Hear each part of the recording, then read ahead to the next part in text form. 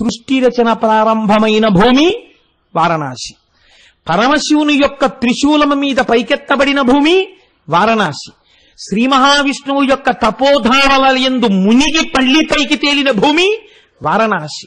వారణ అసి అనబడేటటువంటి 2 నదుల సంగమ క్షేత్రము వారణాసి. శంకరుడి యొక్క జటాజూటం మీద పడి అక్కడి నుంచి కిందకి ప్రవహించి వచ్చినటువంటి గంగానదీ చేత ఉడిపిడితో ప్రవహించినటువంటి భూమి వారణాసి. ఇన్ని రకాలుగా ఆ వారణాసి పట్టణం ఆవిర్భవించి చతుర్ముఖ బ్రహ్మగారి చేత సృష్టి చేయబడి అందులోంచి ప్రజాపతులు, మనువులు, దేవతలు వీళ్ళందరూ రాగానే శంకరుణ్ణి ప్రార్థన చేశారట. ఈశ్వరా, ఈ సృష్టి ప్రారంభము నిర్గుణము సగుణమవడంతో మొదలైంది. ఇది దర్శనం అంటే మాటలాండే. మనం ఇక్కడ వరకు నోటితో చెప్పేశాం. నిర్గుణము సగుణమైనది అనగానే అసలు మొట్టమొదట సగుణమైతే ఎలా ఉంటుంది? ఆ స్వరూపాన్ని చూడ్డానికి ఎవరికి సాధ్యం? ఒక్క శ్రీ మహావిష్ణువే చూశారు. ఇంకెవ్వరూ చూసినట్టు శాస్త్రంలో లేదు దాన్ని. ఆ తర్వాత మీరేవో మూర్తుల్ని చూస్తున్నారు. మహానుభావుడు శంకరుడు, కైలాస శంకరుడు, కాలడి శంకరుడిగా వచ్చాడు కనుక అలా వచ్చినటువంటి ఆ అర్ధనారీశ్వర స్వరూపం ఎలా ఉంటుందో ఆయన దర్శనం చేశారు శంకరాచార్యుల వారు. చేసి అప్పుడు చేశారు ఆయన స్తోత్రం. చాంపేయ గౌరార్ధ శరీరకాయై కర్పూర గౌరార్ధ శరీరకాయ ధమ్మిల్లకాయై చ జటాధరాయ నమః శివాయై చ నమః శివాయ కస్తూరికా కుంకుమ చర్చితాయై చితారజ పుంజి విచర్చితాయ కృతస్మరాయై వికృతస్మరాయ నమః శివాయై చ నమః శివాయ అని ఒక పక్క ఎర్రగా ఉన్న అమ్మవారు, ఒక పక్క తెల్లగా ఉన్న పరమశివుడు, ఒక పక్క విభూతి చేత అలంకరింపబడిన శంకరుడు, ఒకవైపు కస్తూరి తిలకంతో ఉన్న అమ్మవారు, ఇద్దరితో కూడినటువంటి ఆ అర్ధనారీశ్వర స్వరూపాన్ని నమః శివాయై చ నమః శివాయ అంటూ శంకరాచార్యులు వారు దర్శనం చేసి స్తోత్రం చేశారు మహానుభావుడు. కాబట్టి ఇప్పుడు అమ్మవారందిట దేవతలందరూ ప్రార్థన చేస్తే సృష్టి నీ వల్ల ప్రారంభమైంది కాబట్టి విశ్వమునకు ఈశ్వరుడవు నీవు కనుక విశ్వేశ్వర నామంతో విశ్వమునకు నాథుడవు నీవు కనుక 2 నామములు. ఈ సృష్టి అంతా ఆయనది. ఆయన ఏమైనా చెయ్యగలడు. ఆఖరణ మళ్ళీ తనలోకి తీసుకోగలడు. తన డబ్బండి, తన ఇష్టం తీసేసుకుంటాడు. ఇప్పుడు నా డబ్బండి 2 జేబులు చొక్కా ఓటి కుట్టించుకుని ఇటు పక్క పెట్టుకున్నాను 10,000 రూపాయలు. అలా వెళ్ళిపోతున్నాను. కాసేపటికి నా పుర్రెలో ఏదో బుద్ధి ఉంటుంది. ఈ 1000 రూపాయలు తీసి 1000 రూపాయలు ఇటు పెట్టుకున్నాను. అదేమిటండి కోటేశ్వరారు, కుడి జేబులోంచి తీసి ఎడం జేబులో పెట్టుకున్నారు, తప్పు కదా అని మీరు అంటారా? నా ఇష్టమయ్యా అంటారు. ఇక్కడ తీసి ఇక్కడ పెట్టుకుంటాను. నా ఇంట్లోనే తిందామని నేను ఎక్కడి నుంచో శ్రీకాకుళం జిల్లా వెళ్ళి మంచి మంచి పెద్ద పెద్ద జీడిపప్పుల ప్యాకెట్ ఒకటి తెచ్చుకున్నాను. పాయసంలో వండుదామే అన్నాను. అయిపోయింది. కాసేపు అయింది. నాకే కోరిక పుట్టింది. ఏదో రమణ మహర్షి గురించి చదివాను. పాపం 4 చీమలు తింటాయి అని 5 జీడిపప్పులు తీసి చీమలకు పడేశాను. అదేంటే అక్కడి నుంచి తెచ్చి జీడిపప్పు చీమలకేసావు? నా ఇష్టం, నాకు చీమలకి పెట్టాలనిపించిందండి, పెట్టాను. కాబట్టి తనదైన వస్తువును తనలోకి ఎవడు తీసుకోగలడో వాడికి లయకారుడని పేరు. మీరు చాలా జాగ్రత్తగా గుర్తుపెట్టాలి. అందుకే అమరకోశం ఈశ్వర శబ్దాన్ని శివుడికి వాడింది. తనది కాని వస్తువు తనలోకి ఎలా తీసుకుంటాడండి? ఎవడు సృష్టికి హేతువో వాడే తనలోకి తీసుకుంటున్నాడు. కాబట్టి విశ్వమునకు ఈశ్వరుడవు నీవు. పుట్టడానికి వెళ్ళిపోవడానికి మధ్యలో ఉండడం స్థితికాల లక్షణం. కాబట్టి ఉండడం కూడా ఆయన అనుగ్రహం. 3 మూర్తులకు 3 లోకములకు 3 కాలములకు మూలమగుచు భేదమగుచు తుది కభేదమయ్యొప్పారు బ్రహ్మమనగ నీవే పాలనయన అన్నారు పోతన గారు. కాబట్టి ఇప్పుడు సృష్టికర్త, స్థితికర్త, ప్రళయకర్త ఆయని. అటువంటి శంకరుడు ఈ సృష్టికంతటికి ఈశ్వరుడయ్యున్నాడు కనుక విశ్వేశ్వరుడయ్యున్నాడు. కాదు, నాథ శబ్దము భర్తని సూచిస్తుంది. భర్త అంటే ఆయనకే చెందినవాడను ఒక భావన. ఒక స్త్రీ ఒక వ్యక్తిని భర్త అని పిలవాలంటే 6 లక్షణాలు ఉండాలి అని చెప్పింది శాస్త్రం. ఆయనకే చెందినదానను, ఆయన చేతనే భోగింపబడుట, ఆయన చేతనే రక్షింపబడుట, సర్వ కార్యక్రమములు ఆయన యొక్క ప్రీతి కొరకు, ఆయన యొక్క అభ్యున్నత కొరకు చేయుట, ఆయనతో కలసి ఉండుట మాత్రమే సుఖముగా భావించుట, ఆయన నుంచి విడువడుటయే తన దుఃఖమని భావన చేయుట. ఈ 6 ఏ స్త్రీకి ఏ పురుషుడి పట్ల ఉంటాయో ఆ స్త్రీకి ఆ పురుషుడు భర్త. ఇప్పుడు ఈశ్వరుడితో మీరు ఈ భావన పెంచుకుని ఈశ్వరుడితో కలుస్తున్నారు కాబట్టి నది సముద్రంలో కలిసినట్టు అందరూ ఆయనలోకే కలవాలి. కలవకుండా ఎవరైనా మిగిలిపోతే చిట్ట చివర ఒరే మీరు నన్ను పొందలేరు, నేనే మిమ్మల్ని పొందేస్తానని మైనమ్ముద్ద నల్లపూసల మధ్యలో దొల్లి తనకు అంటించుకున్నట్టు మహాప్రలయంలో తానే అందరినీ తనలోకి తీసేసుకుంటాడు. దాని యందు కూడా కారుణ్యమే. కనుక ఇప్పుడు ఏమైంది?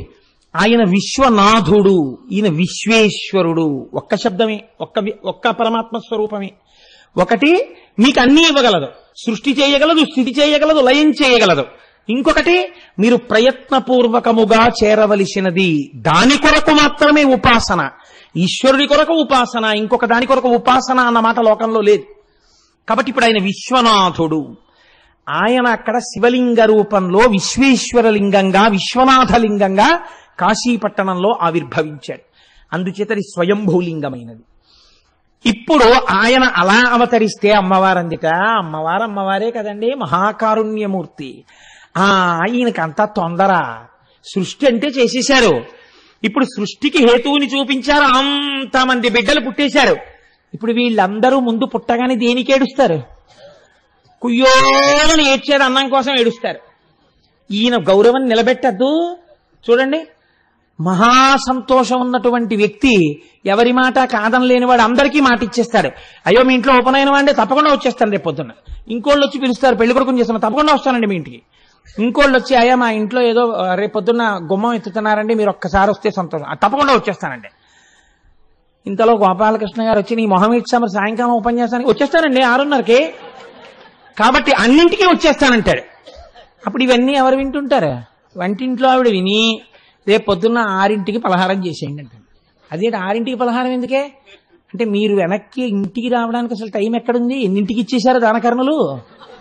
కాబట్టి ఆఖరి మజిలీ తర్వాత నన్ను అలా ఆఫీసులో వదిలి మీ ఆఫీస్కి మీరు పోదురు కానీ పదండి అంటుంది. 6ంటికి పెట్టేస్తాను, ఏం చేస్తా ప్రారంభం 4:30కి లేచి పలహారం చేస్తాను, నైవేద్యం పెట్టుకు తినేయండి అంటుంది. తాను పరమజ్ఞాని, ఆయన గబగబా సృష్టి చేశాడు. ఇప్పుడు ఈ సృష్టి నిలబెట్టడానికి అన్నం ఎవరు పెట్టాలి?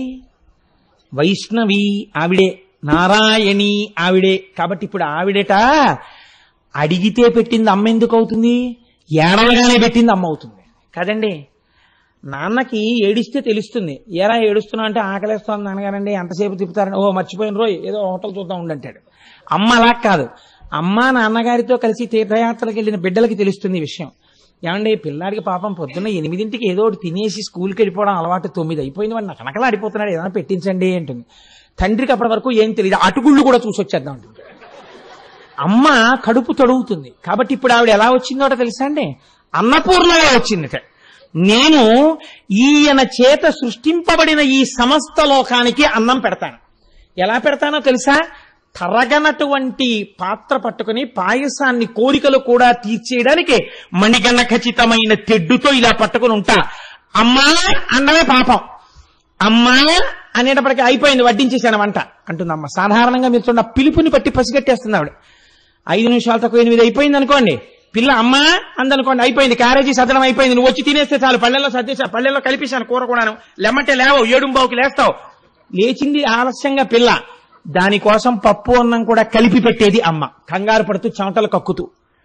ఈయనేమో పూజ సంధ్యావందనం, అక్కడ కూర్చుంటాడు, ఫోన్లు వచ్చేవాళ్ళు వెళ్ళేవాళ్ళు, పిల్ల 7:15కి లేస్తుంది, తాపత్రయం అంతా ఆవిడిది. కాబట్టి నిర్వహణ కోసమని అన్నం పట్టుకుని వచ్చింది కారుణ్యమూర్తి అయి మా అమ్మ. అమ్మ ఆవిర్భావం చూడండి ఎంత గొప్ప క్షేత్రమో ఆ కాశీ. పరశివశక్తియుం తనదు భర్త శివుండట విశ్వభర్తనావరగడు దివ్యలింగమయి వాసము చెందుట చూచి తాను సంబరమున అన్నపూర్ణయను భాస్వరనామము దాల్చి చేరి శంకరు కెలనన్ వసించే మునికాంతలెరింగి చలంగి పొంగగాన్. ఎంత గొప్ప పద్యాలు వేసేశారండి మహానుభావుడు. పరశివశక్తియుం తనదు భక్త శివుండట విశ్వభక్తనావరగడు దివ్యలింగమయి వాసము చెందుట చూచి తాను సంబరమున అన్నపూర్ణయను నామము. తన భర్త విశ్వభర్తయ్యి అక్కడ కూర్చుంటే నేను అన్నపూర్ణనై అందరికీ అన్నం పెడతానని మునికాంతలందరూ సంతోషపడేటట్టుగా ఆ శివశక్తి ఏది సృష్టికి హేతువైందో అదే అన్నం పెట్టడానికి ప్రకృతిగా మారింది. దీన్నే మహానుభావుడు పేరాల భరతశర్మ గారు దర్శనం చేశారు. ఒక్కడు ఒంగుముఖంబునను మరొక్కడు అరుముగాలతోడ నీ ఎక్కున పాలుదావా జగమంతయు బిడ్డలు కన్న తల్లి నేడెక్కడ నుండి చెప్పెదగో ఇనబింబము చంద్రబింబమున్ తక్కక నీయు రంబనను దల్పకయున్న అహర్నిశల్ సతీ అన్నారు. అమ్మా మేము బిడ్డలమేగా, మేము పుట్టిన వాళ్ళమేగా, మా అందరికీ నువ్వేగా అమ్మవి, మేం బతకాలంటే నీ పాలు తాగాలిగా, క్యూలో నించుంటే మాకు టర్న్ ఎప్పుడు వస్తుంది? ఒక ఆయన ఏనుగు ముఖంతో తాగేస్తున్నాడు, ఒక ఆయన 6 ముఖాలతో తాగేస్తున్నాడు. ఇద్దరు ఎవరు? ఒకరు విఘ్నేశ్వరుడు, ఒకరు సుబ్రహ్మణ్యుడు. వీళ్ళిద్దరూ తాగాక ఇంకేముంటాయమ్మా అని పిల్లలందరూ ఆకలితో నిలబడ్డారని అమ్మవారు వెంటనే సూర్యుణ్ణి చంద్రుణ్ణి తన స్థనములుగా సృష్టించిందిట. సూర్యబింబము చేత పంటలు పండుతాయి, సూర్యకాంతి చేత. చంద్రబింబము చేత ఎక్కువ తినేస్తే వచ్చిన జబ్బు ఔషధుల వలన తగ్గుతుంది.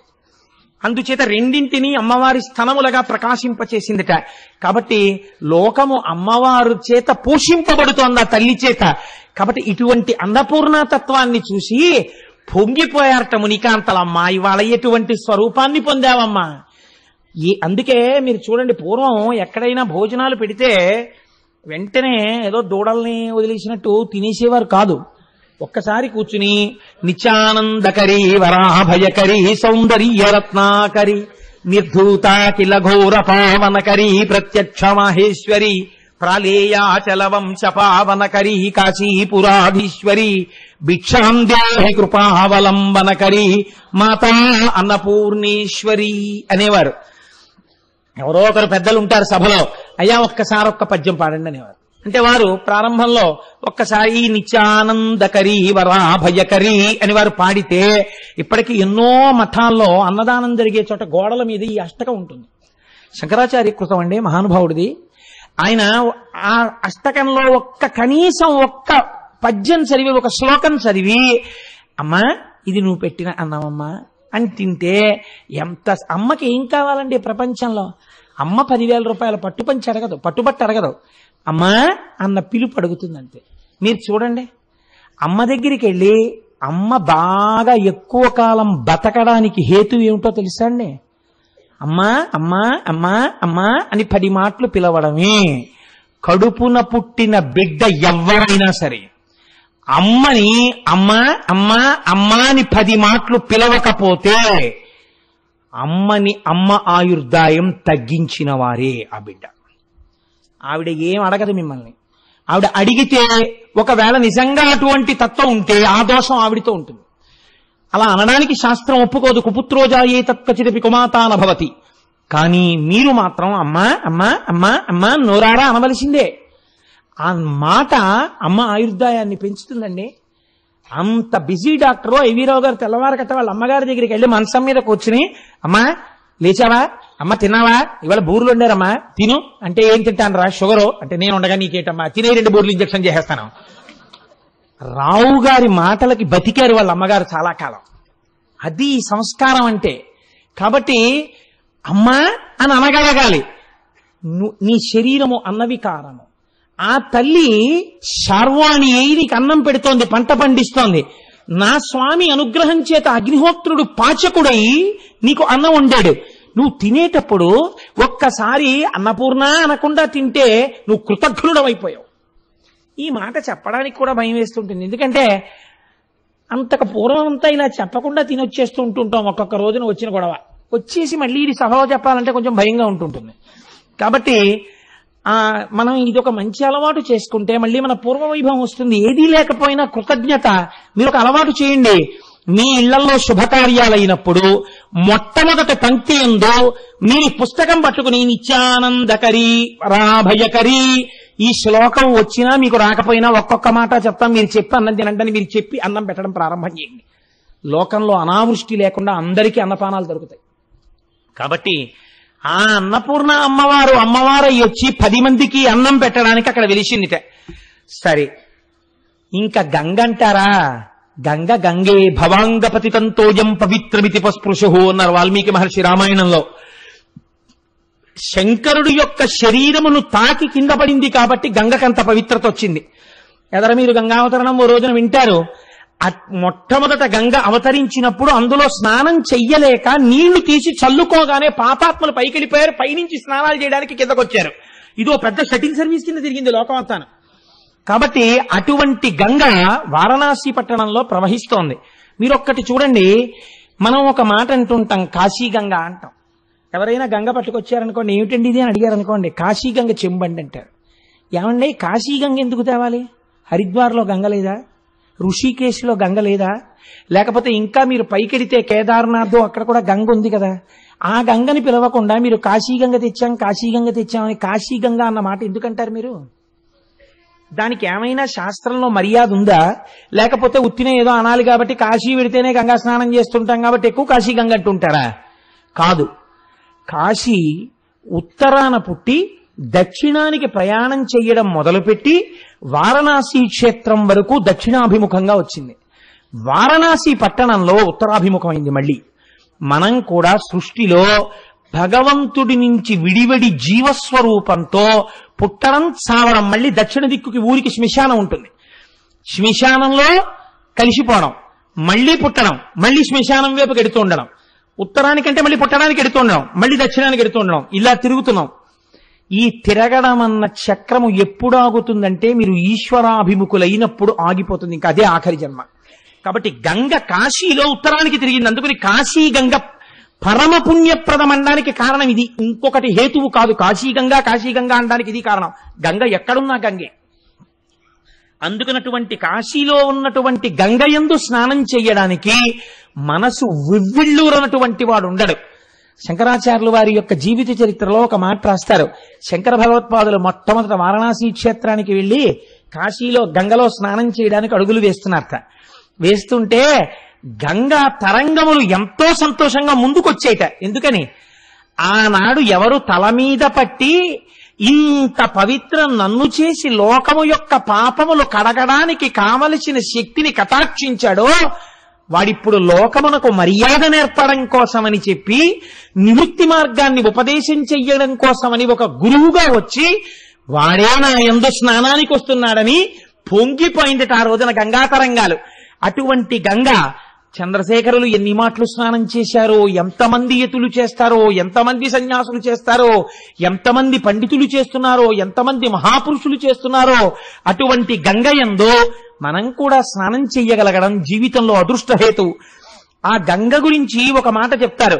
కాశీ గంగ గురించి ఉవ్విళ్ళూరి కాశీలో గంగా స్నానానికి వెళ్ళాలి, గంగా స్నానానికి వెళ్ళాలి, గంగా స్నానానికి వెళ్ళాలి అనుకుని అనుకుని అనుకుని వెళ్ళలేక, జీవితంలో వెళ్ళడానికి మార్గం దొరకక ఇక వెళ్ళలేనన్న స్థితి వచ్చేసినటువంటి వాడు కన్నుల నీరు కారుతుండగా అయ్యో గంగా స్నానానికి వెళ్ళలేకపోయానని ఆ గంగా స్నానంబున కేగంగా లేని మనుజుడెంత యుధమితో ఓ గంగా గంగాయని సాగంగా బాయగలడు సర్వాఘములన్. కాశీ గంగకి శక్తి ఉంది. నేను కాశీ వెళ్ళలేకపోయాను, విశ్వేశ్వరుణ్ణి చూడలేకపోయాను, కాశీలో గంగలో స్నానం చెయ్యలేకపోయాను అని బెంగ పెట్టుకుని అదే పనిగా అయ్యో అయిపోతోంది ఆయుర్దాయం, నేను వెళ్ళలేకపోయానని ఆ గంగా స్నానంబునకే గంగా లేని మనుజుడెంతయు దమితో బాధతో ఓ గంగా గంగాయని సాగంగా, మనిషి సాగిపోవడం అంటే విపరీతమైన కోరికతో గంగా గంగా గంగా గంగా అని మనసులో పరితపించిన వాడికిట బాయగలడు సర్వాఘములన్. అలా పరితపించిన వాడు గంగలో స్నానం చేసినటువంటి ఫలితాన్ని ఇచ్చి పాపాలు తీసేస్తారట. ఇది గంగ గొప్పతనం, కాశీ గంగది. మీరు వెళ్ళి స్నానం చెయ్యక్కర్లేదు, ఒంట్లో ఓపికుండి కూడా ఈ శ్లోకం చెప్పమని కాదు. ఏ కారణం చేతనో కాశీ వెళ్ళలేకపోయి ఇక ఈ శరీరముతో నేను కాశీ వెళ్ళలేననేటటువంటి స్థితి అనుకోకుండా ఏర్పడిపోతే అలా పరితపించిన వాడికి గంగా స్నాన ఫలితం ఇచ్చి పాపాలు తీస్తారన్నారు. మీకు ఇంకో చిత్రం తెలుసా అండి? పోతన గారు భాగవతంలో చెప్పారు. పరీక్షిత్ గంగా ఒడ్డున ప్రాయోపవేశం చేసినప్పుడు గంగ దగ్గరికి వెళ్ళి ఇలా నిలబడగానే అమ్మా గంగా స్నానానికి వచ్చానమ్మా అంటే చాలట, అమ్మా నీలో మునక వేద్దామని వచ్చానమ్మా అంటేట అమ్మా అని పిలిచిన నరు పమ్మా అని ముక్తి కడకు బుత్తువట. లిమ్మా నీ రూపముతో రమ్మా నాకెదురంగ గంగ రమ్యతరంగా అంటారు పోతన గారు. నాకెంత ఇష్టం ఈ పద్యం అంటే నిజంగా. పరీక్షిత్ అంటాడు ప్రయోపవేశం చేసే ముందు, అమ్మా అని పిలిచిన నరు పొమ్మా అని ముక్తి కడకు బుత్తువట. ఆ గంగ దగ్గరికి వెళ్ళి, అందుకే గంగమ్మ గంగమ్మ అంటారు. మీరు చూడండి, కృష్ణమ్మ, గోదావరమ్మ, నర్మదమ్మ అలా అనం సాధారణంగా. గంగమ్మ గంగమ్మ అంటాం. గంగమ్మ వచ్చిందండి, గంగమ్మ ముంచెత్తిందండి అంటాం. సీతాదేవి అంతటిది గంగానది దాటే ముందు మొక్కుకుంది అట్నుంచి క్షేమంగా తిరిగి వచ్చాక కళ్ళు కడవలు ఇస్తానని. కాబట్టి ఆ గంగమ్మ అమ్మ అమ్మ అంటాం, గంగకి చెల్లింది.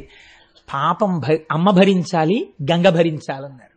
కాబట్టి ఆ గంగ ఉన్నదే, అమ్మా అని పిలిచిన నరు ఎంతటి పాపాత్ముడైనా సరేట నమ్మి, అమ్మా నువ్వు నన్ను రక్షించగలవమ్మా అని అమ్మా అంటే చాలట, పొమ్మా అని ముక్తి కడకు బుత్తువట. పో అని ముక్తి ఇచ్చేస్తున్నది, పాపాలు తీసేస్తుంది. స్నానం చేస్తే ఏమిటి, హాయిగా ఇలా మునకేస్తే చాలు, తీసవతల పారేస్తుందట పాపాలన్నీ. ఎంత తొందరగా ఏప్రిల్ వచ్చేస్తుందా ఆనంది, నాకు వెళ్ళిపోవాలా కాశీ అని. కాబట్టి అమ్మాని పిలిచిన నరు పొమ్మా అని ముక్తి కడకు బుత్తువట. లిమ్మా నీ రూపముతో రమ్మా నాకెదురంగ గంగ రమ్యతరంగా. అమ్మా ఒక్కసారి ధవళ వస్త్రధారివై సాకారముగా నాకు ఒక్కసారి కనపడమ్మా అంటాడు పరీక్షిత్. కనుక భగవద్గీత కించిదిధీత గంగాజల్లవ కణికా పీత సకృతపియేన మురారి సమర్చ క్రియతే తస్య యమేన నచర్చ అన్నారు మహానుభావుడు శంకరాచార్యులు వారి భజగోవిందంలో. భగవద్గీత కించిదధీత, భగవద్గీతలో ఒక్క శ్లోకాన్ని బాగా అర్థం చేసుకుని జీవితంలో అనుష్ఠానంలోకి తెచ్చుకున్నటువంటి వాడికి గంగాజలలవ కణికాపీత, గంగ బొట్టుని నాలుక మీద వేసుకున్నటువంటి వాడికి సకృదపియేన మురారి సమర్చ, శ్రీ మహావిష్ణువుని మనఃపూర్వకంగా అర్చన చేసినటువంటి వాడికి క్రియతే తస్య యమేన నచర్చ, యముడితో చర్చ లేదు అన్నారు. ఎందుకుండదు, అసలు వాళ్ళు రారు కాబట్టి. వాళ్ళు వస్తే ఏమిటంటే భయంకరమైన రూపాలు చూసి రా రా అంటే, నేను బాబాయ్ నేను రానంటాడు. చక్కగా శివపార్షదులో విష్ణు పార్షదులో వచ్చారనుకోండి, ఎంత ఆనందమో, ఆనందంతో వాళ్ళని చూస్తుండడంలోనే వాళ్ళతో కలిసిపోతాం. కాబట్టి చర్చ లేదంటే మోక్షం పొందుతాడు అని. కాబట్టి ఆ గంగా స్నానం అంత గొప్ప గంగా స్నానం. అసలు చిత్రం ఏమిటంటే, భారతీయుడిగా పుట్టినటువంటి ప్రతివాడు ఒక్క కోరిక కోరుకుంటాడు, నా శరీరం పడిపోయిన తరువాత ఈ అస్థికలు గంగానదిలో నిమజ్జనం అవ్వాలని కోరుకుంటాడు. నాకైతే అనిపిస్తుంది, అసలు ఈ భారతదేశంలోనే కాదు, ఎక్కడెక్కడ చనిపోయినటువంటి ఎన్ని కోట్ల మంది యొక్క అస్థికలు గంగానదిలో నిమజ్జనం అవుతున్నాయో. నేను ఒకసారి ఆశ్చర్యపోయానండి, నాతో చాలా మంది ఉన్నారు. నేను త్రయంబకంలో గౌతమీ నది ఒడ్డున నిలబడి చూస్తుంటే పిడతతో తీసుకొచ్చి ఒక ఆయన తండ్రి గారివో తల్లి గారివో అస్థికలు కలుపుతున్నారు. నా పక్కన యాదృచ్ఛికంగా, బహుశా పరమశివుడే అలా నిలబడి ఉంటాడు, ఒక సైంటిస్ట్ ఒక ఆయన నిలబడి ఉన్నారు. నేను యథాలాపంగా నా పక్క వాళ్లతో, ఇలా కలుపుతారు కదా, ఈ నదీ పరివాహక ప్రాంతం కింద ఎన్ని ఎముకలు నిలబడిపోయి ఉంటాయో, తొందరగా కరగవు కదా ఎముకలు అని ప్రస్తావన చేస్తుంటే ఆయన నాతో ఒక ఆశ్చర్యకరమైన విషయం చెప్పారు. ఈ విషయంలో ల్యాబొరేటరీస్లో టెస్ట్స్ అయ్యాయండి. గంగా జలాలకి త్రయంబకంలో ఉన్న గోదావరి జలాలకి ఒక శక్తి ఉంది, ఎముకని కూడా అతి తొందరగా కరిగిపోయేటట్టు చేసేస్తాయి. ఎముకలు కరిగిపోతాయి ఇక్కడ నీళ్ళల్లో, ఏమి శక్తో తెలియదు. అసలు కల్మషం అన్నది ఉండదు. ఎప్పుడు ఎన్ని అందులో కలిసిపోతున్నా గంగే. మీరు చూడండి, మన ఇంట్లో నీళ్ళు సీసాతో 4 రోజులు పెట్టండి, కంపు వస్తాయి. గంగను తీసుకొచ్చి డబ్బాలో ఎన్నాళ్ళు పెట్టండి, వాసన రాదు. ఏమిటో ఆ శక్తి, ఈశ్వర శక్తి నిజంగా జలాలకి. అందుకే ఈ దేశం ఆపో వాయుదగం బ్రహ్మ, నీటిని బ్రహ్మంగా పూజ చేసిందండి. ఇప్పుడు వచ్చిన నీరు మీరు ఏమిటి, ఎప్పటి నుంచో నీటిని పరబ్రహ్మంగా ఉపాసన చేసింది ఈ లోకం. భారత జాతి దేన్ని కూడా అనుభవైక వైద్యమైన వస్తువుగా చూడలేదు, అన్నింటినీ పరబ్రహ్మంగా చూసింది, నీటిని ప్రత్యేకించి ఆదరించింది. అందుచేతనే అటువంటి గంగ భగవద్గీత కించిదిధీత గంగాజలలవ కణికాపీత సకృతపేన మురారి సమర్చ క్రియతే తస్య యమేన నచర్చ. శాస్త్రంలో ఒక మర్యాదతో కూడిన మాట చెప్తారు. భార్య అంటే ఏమిటండి? శాస్త్రంలో భార్య అంటే దానికి అత్యంత ప్రాధాన్యత కలిగినటువంటి మాట ఒకటి చెప్తారు. భార్య అనగా పురుషుని విశ్రాంతి స్థానము.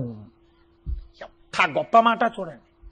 బయట ఎంత అలిసిపోయి ఎన్ని ఇబ్బందులు పడి ఇంటికి రానివ్వండి, ఆవిడ్ని చూడగానే, ఆవిడ ముఖం చూడగానే, ఆవిడ లాలనలో, ఆవిడ పాలనలో, ఆవిడ ఇచ్చిన ఓ గ్లాసుడు కమలాపల రసంలో, ఆవిడ అనునయమైన వాక్యముల యందు పురుషుడు విశ్రాంతి చెంది బతుకుతాడు, టెన్షన్లన్నీ పోగొట్టుకుని. ఆవిడే గయ్యాళై నీ అంత చేతకాని మొగుడని ఎదురు తిరిగితే భర్తని చంపుకు తిన్న పాపం ఉన్న పెళ్ళం అది. అంటే పురుషుడి విశ్రాంతి స్థానం భార్య. ఆయన ఏదో పొరపాటు చేస్తే ఏం పర్వాలేదు, ఈశ్వరుడున్నాడు, మీరు బెంగ పెట్టుకోకండి, మీరు రక్షింపబడతారు, ఎందుకంత బెంగెట్టుకుంటారు అని మాట్లాడినది భార్య. కాబట్టి పురుషుడికి భార్య విశ్రాంతి స్థానం. విశ్రాంతి స్థానం కనుక ఆయన మనసు గెలుచుకున్న స్థానం. భార్య అంటే పురుషుడి యొక్క అనురాగ స్థానం. ఆయన అనురాగం అంతా ఎక్కడుంటుందంటే ఆవిడ యందు మాత్రమే ఉంటుంది. నివర్తయ మనోమర్త స్వజనే క్రియతామ్మనః అంటుంది సీతమ్మ. అనురాగమన్నది మనసులోంచి ఉద్దుదము కాగానే భార్య జ్ఞాపకానికి రావాలి. అనురాగ స్థానము భార్య. ఈ రెండు భార్య యందు ఉంటాయి. అందుకే అసలు స్త్రీకి ఈ జాతి వేసినంత పెద్దపీట ఎవరేశారండి? అంత పెద్దపీట వేసి మాట్లాడింది. కాబట్టి అనురాగమును, పరమశివుడికి అనురాగం ఏమిటి? ఆయన మహానుభావుడు, గొప్ప జ్ఞాని. అటువంటి అనురాగాన్ని, ఆయన అనురాగాన్ని 4 చూరగొన్నాయిట. అందుకే శాస్త్రంలో అంటారు శివుడికి 4 భార్యలు ఉన్నారన్నారు. అదేమిటండి శివుడికి 4 భార్యలు ఏమిటన్నారు? ఆయన అనురాగాన్ని 4 చూరగొన్నారట. 1 గౌరి ఒకతే, ఆకాశ గంగ ఒకతే, కాశీ ఒక్కతే, దక్షిణ కాశీ ఒకతే, 4 శంభునకు లోక నాయకునకు రాణి వాసంబులను రాగ రసము పేర్మి. రాగరసం చేత, అనురాగం చేత, ప్రేమ చేత, ఆయన యొక్క హృదయాన్ని చూరగొనడం చేత ఈ 4 భార్యాస్థానాన్ని పొందారట. ఎవరు? గౌరి ఒక్కతే. ఆ అమ్మ పేరు చెప్పకపోతే ఇంకేమైనా ఉందా? ముందు గౌరీదేవి. మీరు విందురుగాని ఎదరా ఎందుకు అసలు గౌరీనామం వచ్చిందో, పెళ్లిళ్లలో గౌరీ తపస్సు ఎందుకు చేస్తారో చెప్తాను విందురుగాని. గౌరి ఒక్కతే, ఆకాశ గంగ ఒకతే. పక్కన ప్రవహిస్తున్నటువంటి ఆ గంగ అంటే శంకరుడికి అంత ఇష్టంట. కాశీ ఒక్కతే, తన చేత నిర్మింపబడిన కాశీపట్టణం అంటే ఆయనకు అంత ఇష్టంట. అందుకే వ్యాసుణ్ణి శపించాడు. కాశీ ఒక్కతే, దక్షిణ కాశీ ఒకతే, దక్షారామం అంటే ఆయనకు అంత ఇష్టంట. మన అదృష్టం అండి, 1 అరగంట వెళ్ళిపోతే దక్షిణ కాశీ వెళ్ళిపోతాం. దక్షారామం అంటే ఆయనకు అంత ఇష్టంట. శ్రీనాథుడు చెప్పాడు మహానుభావుడు. దక్షిణ కాశీ ఒకతే, 4 శంభునకు లోక నాయకునకు రాణి వాసంబులను రాగ రసము పేర్మి. ఆయన యొక్క అనురాగాన్ని చూరగొన్న వాళ్ళవడం వల్ల ఈ 4 ఆయనకి భార్యలయ్యారు. మీరు చూడండి, ఇందులో ఒక గమ్మత్తు ఉంటుంది. వ్యాసుడు మహాజ్ఞాని, వేద విభాగం చేశాడు, 18 పురాణములను ఇచ్చాడు. కాశీ మోక్షపురి. అంతటి కాశీపట్టణంలో పెద్దలైన వారు ముందు నడువడిని చూపిస్తే వెనకనున్న వాళ్ళకి అలవాటు అవుతుంది. కాబట్టి వ్యాసుడిని అటువంటి పరీక్షకి నిలబడగలిగినటువంటి వ్యక్తిగా విశ్వేశ్వరుడు నమ్మాడు. నమ్మి ఒక 7 రోజుల పాటు ఆయనకి అన్నం దొరకకుండా చేశాడు. 7 రోజులు అన్నం దొరకలేదు. అన్నం దొరకకపోతే ఇంత వ్యాసుడికి అక్కసు పుట్టింది. ఈ క్షేత్రంలో అన్నం దొరకలేదు, 7వ రోజు మిట్ట మధ్యాహ్నం అయిపోయింది. వెనకాతల 300 మంది శిష్యులు ఉన్నారు. అయ్యో, శిష్యులు నకనకలాడిపోతున్నారు. ఈ కాశీపట్టణంలో అన్నం దొరకలేదు కనుక తనని అవమానించడం కన్నా తన భార్యను అవమానిస్తే పురుషుడికి కోపం వస్తుంది. నాకు కాశీలో అన్నం దొరకలేదు కాబట్టి కాశీని శపిస్తానన్నాడు ఆయన. ఇది చిత్రం. కాశీ ఎవరిప్పుడు? ఆయన 4 భార్యల్లో ఒకరు. ఆయన అనురాగస్థానం పరమేశ్వరుడికి. కాశీ జోలికెడితే ఊరుకుంటాడండి ఈశ్వరుడు.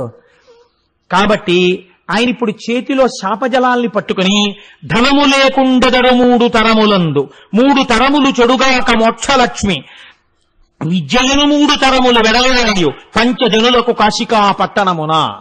కాశీలో ఎవరుంటారో వాళ్ళకి 3 తరాలు డబ్బు లేకుండా పోతుంది.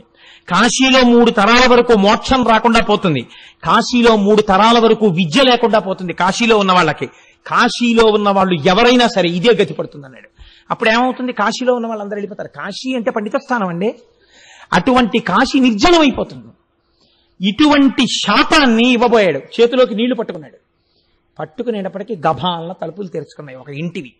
అందులోంచి ఒక 50 సంవత్సరాల స్త్రీ పసుపచ్చటి ముఖంతో, విజయవాడ కనకదుర్గమ్మ ఎలా ఉంటుందో అలా ఇంత బొట్టు పెట్టుకుని ఇలా చెయ్యెత్తేటప్పటికి చేతుల గాజులు కనకనలాడుతుండగా, పారాణి పెట్టుకున్న పాదాలతో పసుపచ్చటి పట్టుచీర కట్టుకుని బయటికొచ్చి పక్కనే ఉన్నటువంటి వేరొక యవ్వనంలో ఉన్న చెలికెత్తె మీద భుజం మీద చెయ్యి వీసి, ఒక్కతే పరపురుషుడితో మాట్లాడకూడదు కనుక ఆవిడంది నోరు తెరిచి, భిక్షలేదని ఇంత కోపింతురయ్యా, కాశికాపట్టణము మీద కనినేయ అంటే కన్యకు పుట్టినవాడు సత్యవతీదేవి కుమారుడు.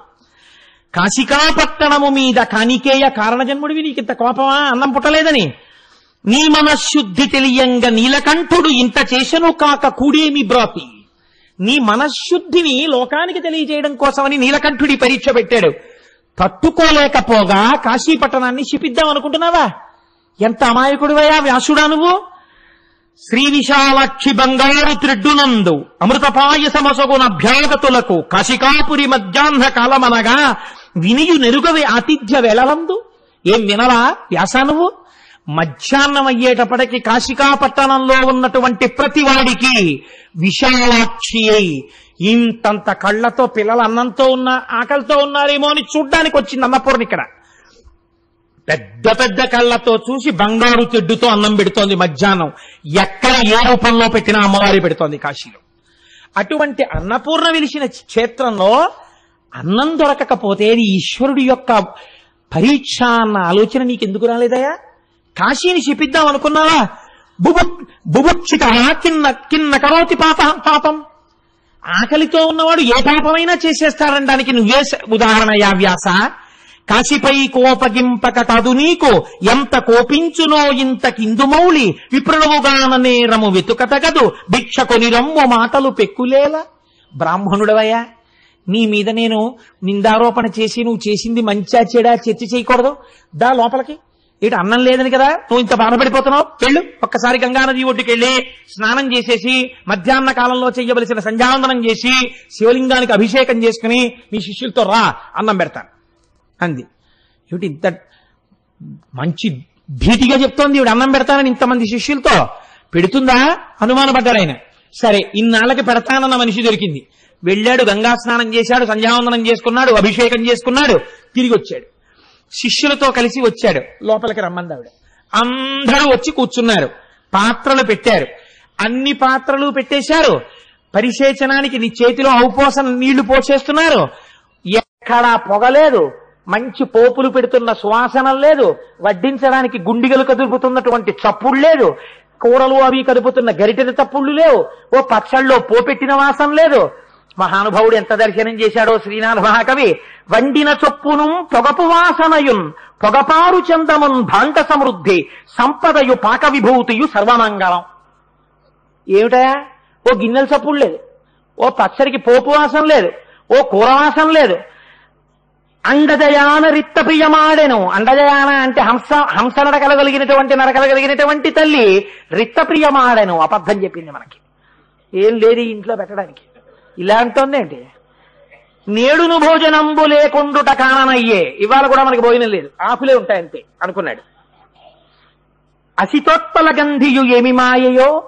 ఈ నల్ల కలువ లాంటి కళ్ళున్నటువంటి ఈవిడ ఎందుకు ఇలాంటి పని చేసిందో మనకి అనుకున్నాడు. అంతే. ఇలా ఔపోసన నీళ్లు చేతిలో పట్టుకున్నారంటే ఆముత్తైదువ యాజ్ఞ విప్ర నికరం బాపోషణం బెత్తినం సామర్థ్యం బది ఎట్టిదో నిఖిలమన్ సంపూర్ణమై పత్ర పాత్రీ మధ్యంబున పిండి వంటకములున్ దివ్యాన్నముల్ షడ్ర సామాగ్రి రుచి మత్పదార్థ చేయముల్ సంధిల్లె నొక్కుమ్మడిన్. ఇలా పట్టుకునేటప్పటికీ అరిటాకు నల్లగా మత్సపడేటట్టు పొగలు కక్కుతున్న తెల్లటి అన్నం, కూరలు, పచ్చళ్ళు, పిండి వంటలు, నోటితో నాకేటటువంటి పదార్థాలు, తాగే పదార్థాలు, భక్ష్య భోజ్య లేఖ్య చోష్యములు అన్నిటితో కూడా పైన నెయ్యి అధికారం చేయబడినటువంటి ఇన్ని పదార్థాలతో విస్తరి కనపడింది. అమ్మయ్యా, ఎంత చిత్రమయ్యా, ఏమిటి ఈవిడ అలా నిలబడి ఓ నవ్వు నవ్విందంటే అందరి విస్తరణలోకే అన్నాలు వచ్చేసాయి. ఏమీ ఆశ్చర్యం అనుకుని తింటున్నారట. అని అనుకున్నారు, ఏమిటి మారు పట్టరారేమిటి, పప్పు పట్టరావాలి కదా, అయ్యా ఇంకొంచెం పప్పు వేసుకుంటారా అనాలి కదా అనుకుని ఇలా పప్పు కలుపుకుంటూ అక్కడ అనుకున్నట్ట, ఇంకొక ఇంత పప్పు ఉంటే బాగుండు, ఇలా తలెత్తి చూద్దామంటే ఎవరు వడ్డించేవాళ్ళు కనపట్టలేదు అనుకున్నట్ట. ఎవడే పదార్థం ఇంతేని చింతించు అతనికా పదార్థం అంత కలిగి అరిటియాకు మీద అవతారమై ఉండు ఇట్టి మహిమ చూడమెన్నడేని. అంత పప్పు వచ్చేసేది. ఇలా పప్పులా కలుపుకుంటూ ఇంకొంచెం నెయ్యి ఉంటే బాగుండు, కమ్మని నెయ్యి వచ్చేసేది, కలిపేసుకుని తినేసేవాడు. కూర ఇలా కలుపుకుని అబ్బా ఎంత బాగుంది అరటికాయ ఆవపెట్టిన కూర, ఇంకొక మొక్కుంటే బాగుండు అనేటప్పటికి ఇంకో ఇంత ఆవతో అరటికాయ కూర వచ్చేది, అది కలిపేసుకునేవట. ఎవడు ఎంతంత తిందామనుకుంటే అంతంత వచ్చింది. అంటే ఏంటి మీకు ఏమిటి అర్థం అవుతోంది దీన్ని బట్టి? వడ్డించిన విస్తట్లో ఆకరణ పదార్థం ఉండిపోకూడదు. ఎవడు ఎంత తినాలని అనుకున్నాడో అంత పదార్థం వచ్చింది. కాబట్టి ఆకరణ విస్తళ్లలో అన్ని పదార్థాలు అయిపోయాయి. మా గురువుగారు విస్తట్లో భోంచేస్తే మా ఆవిడ ఇప్పటికే అంటుంటుంది, గురువుగారు భోజనం చేసినట్టు ఎవరు చెయ్యగలరు అని. వేసిన ఆకు ఎలా ఉంటుందో మా గురువుగారి భోజనం అయిపోయిన ఆకు అలాగే ఉంటుంది. కాబట్టి అంత అందంగా తినగలగాలి. అది ఈశ్వరోపాసన చేసిన వాడి భోజనం కూడా అలా ఉంటుంది. దేవతార్చన కదండి అది. కాబట్టి ఎవడే పదార్థమింతేని చింతించు అతనికా పదార్థం అంత కలిగి అరటియాకు మీద అవతారమయ్యుండు ఇట్టి మహిమ చూడమెన్నడేని. ఎక్కడన్నా చూశామయ్యా ఇలాంటి మహిమ? చక్కగా తినేశారు, ఉత్తరాపోసం పట్టేశారు, చేతులు కడిగేసుకున్నారు, సంతోషంగా వెళ్ళి ఇదిగో ఇక్కడ విశ్రాంతి మంటపంలో అందరూ హాయిగా కూర్చోండి, భక్తాయాసంతో ఉన్నారు కదా అంది. శిష్యులతో కలిసి వ్యాసుడు కూర్చున్నాడు. ఆవిడ అన్నపూర్ణ. ఇప్పుడు ఆవిడ భర్తతో కలిసి వచ్చింది. చూడండి అమ్మవారి అనుగ్రహం. ఇది ముందు శివుడికి తెలిస్తే శాపం పెడతాడు కాశీ వదిలిపోమ్మని. ఆకలితో బిడ్డ వెళ్ళిపోతాడేమో అని ముందు అన్నం పెట్టేసి శంకరుణ్ణి తీసుకొచ్చింది. శివా విశ్వస్య భేషజీ అండ్ అందుకే రుద్రం. లోకాన్ని బతికించడానికి ఆవిడ హేతువు మా అమ్మ. కనుక ఇప్పుడు చంద్రబింబానన చంద్రరేఖామౌళి నీలకుంతల భార నిగలగలుడు ధవలాయతేచ్చన ధవలాకిలాంగుండు మదన సంజీవని మదనహరుడు నాగేంద్ర నిభయాన నాగకుండలధారి భువనమోహన గాత్ర భువనకర్త గిరిరాజ కన్యక గిరిరాజ నిలయుండు సర్వాంగ సుందరి సర్వగురుడు గౌరి శ్రీ విశ్వనాథుండు కనక పాదుకలు మెట్టి చట్టలు పట్టికొనుచు ఎగుదించిరి మొయ్యార మెసగ మెసగ విహరణ క్రియమాయన్న వేదికపుడు. వీళ్ళు ఎక్కడ విశ్రాంతి తీసుకుంటున్నారో అక్కడికి పార్వతీ పరమేశ్వరులు ఇలా భుజాలు తగులుతూ చేతులు పట్టుకుని వచ్చారట. తెల్లటి చేతిలో ఎర్రటి చేతి వేళ్లు కలిసి వచ్చారు. వస్తే నిజంగా శ్రీనాథుడు దర్శనం చేశాడు. చంద్రబింబానన చంద్రరేఖామౌళి నీలకుంతల భార నిగలగల్లుడు. ఒక ఆవిడ చంద్రబింబానన చంద్రుడి వంటి ముఖం ఉంది, పక్కనున్నాయన చంద్రరేఖామౌళి చంద్రుడిని ఆభరణంగా పెట్టుకున్నవాడు.